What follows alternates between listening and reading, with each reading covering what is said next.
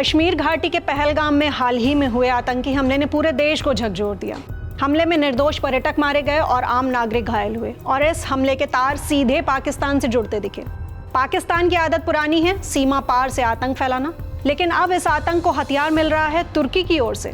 जी हाँ, वही तुर्की जिसे भारत ने मुश्किल वक्त में ऑपरेशन दोस्त चलाकर बचाया था। अब उसी तुर्की ने पाकिस्तान को ऐसे ड्रोन सप्लाई किए हैं जो भारत में आतंक को और तेज कर सकते हैं।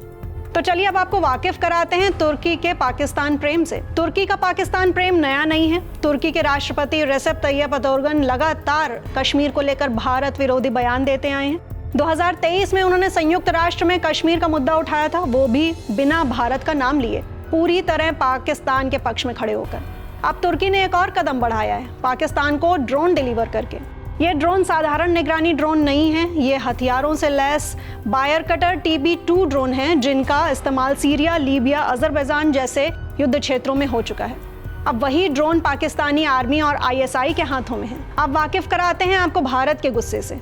तो अब जवाब सिर्फ सरहद पर नहीं, बाजार में भी दिया जाएगा। भारत अब पहले जैसा नहीं है, ये नया भारत है जो माफ नहीं करता, सबक सिखाता है। जैसे ही भारत को तुर्की पाकिस्तान ड्रोन डील की खबर मिली, सरकार और जनता दोनों ने नाराजगी जाहिर की।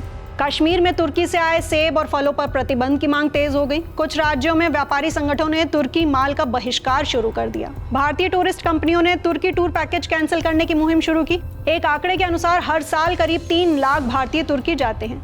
अब बारी आई मार्बल की। भारत में तो तुर्किश मार्बल इस्तेमाल होता है घरों, होटलों और मंदिरों तक में।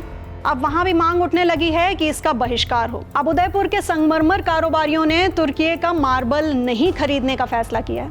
उदयपुर मार्बल प्रोसेसर्स कमेटी के अध्यक्ष कपिल सुराणा ने तुर्की के साथ मार्बल व्यापार बंद करने की बात बोली है।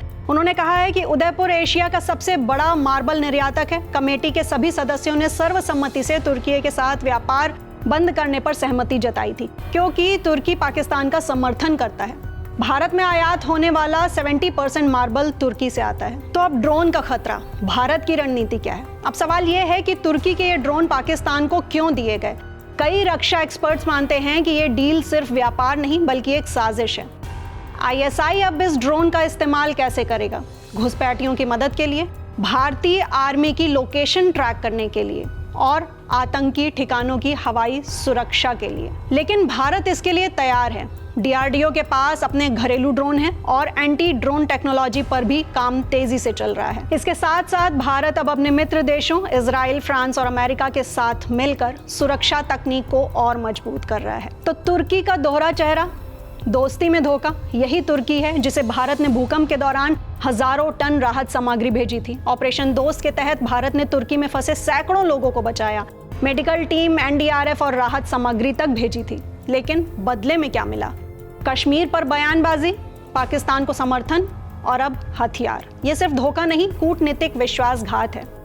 भारत का जवाब हर मोर्चे पर। अब भारत की रणनीति साफ है, राजनयिक स्तर पर दबाव बढ़ाया जाएगा, डिफेंस फ्रंट पर सतर्कता और जवाबी रणनीति तैयार है। बाजार में बहिष्कार के जरिए तुर्की को आर्थिक चोट पहुंचाई जाएगी, क्योंकि अब भारत वो देश है जो धोखेबाजों को भूलता नहीं, सबक सिखाता है। तो आपको क्या लगता है, भारत को तुर्की से सारे व्यापारिक संबंध खत्म कर देने चाहिए?